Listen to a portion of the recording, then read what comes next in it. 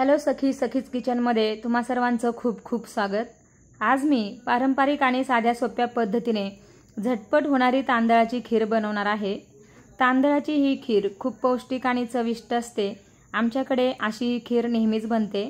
आज मी तुमच्यासाठी ही खीर बनवणार आहे आणि तुम्हाला सुद्धा आजची ही खीरीची रेसिपी नक्कीच आवडणार आहे। आणि जर आवडली तर आपल्या चॅनलला लाईक, शेअर आणि सबस्क्राइब करायला विसरू नका, म्हणजे मी टाकत असलेल्या नवनवीन आणि पारंपरिक रेसिपीज तुम्हाला ताबडतोब पाहता येतील। तांदळाची खीर बनवण्यासाठी मी इथे नेहमीच्याच वापरातला तांदळाचा भात घेतलेला आहे 1 वाटी भरून, आणि त्यासाठी अर्ध्या वाटीपेक्षा थोडीशी जास्त साखर घेतलेली आहे।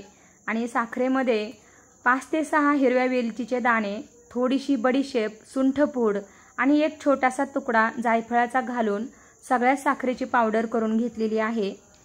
तुम्हाला जर खीर गोड हवी असेल तर तुम्ही यामध्ये साखरेचं प्रमाण वाढवू शकता। 7 ते 8 बदाम जाडसर कुटून घेतलेले आहेत। एक छोटी वाटी सुकं खोबरं किसून घेतलेलं आहे।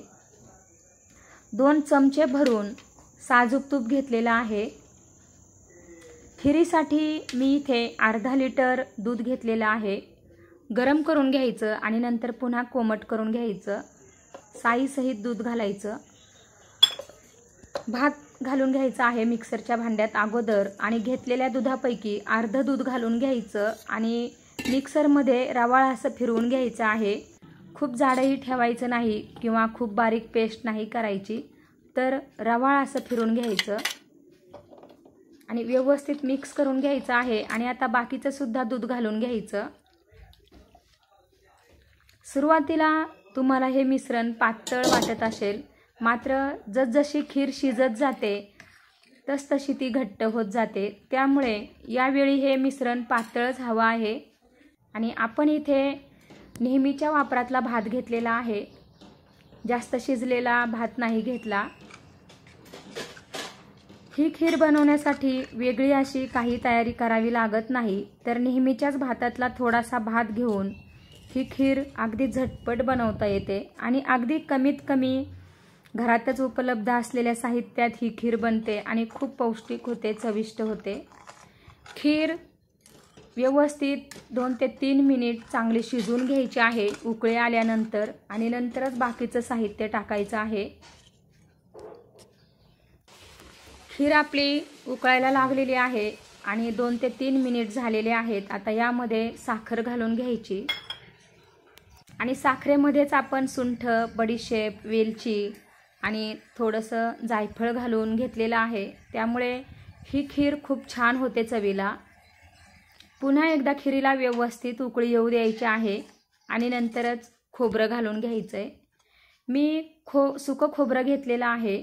तुम्ही इथे सुक्या खोबऱ्याऐवजी ओलं खोबरं घाला, त्याची चव भाताच्या खीरीमध्ये खूप छान येते, मस्त लागते।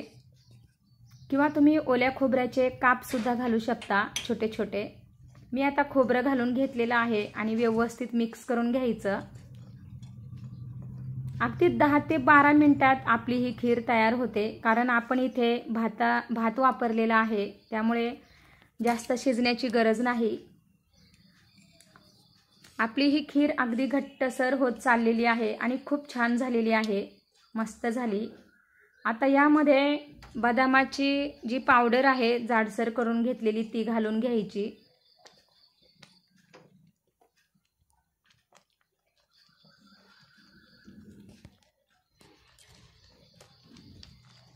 आणि आपण अजून तूप घातलेलं नाही। गॅस बंद केल्यानंतर 2 ते 3 मिनिटांनी तूप घालणार आहोत, म्हणजे साजूक तुपाची जी चव आहे ती खीरीला खूप छान येते, मस्त लागते। त्यामुळे तूप सगळ्यात शेवटी घालायचं आणि 2 ते 3 मिनिटांनंतर आपली ही खीर अजून घट्ट होत जाते, अगदी रबडीसारखी, खूप मस्त होते। आता यामध्ये तूप घालून घ्यायचं आहे आणि व्यवस्थित मिक्स करून घ्यायचं।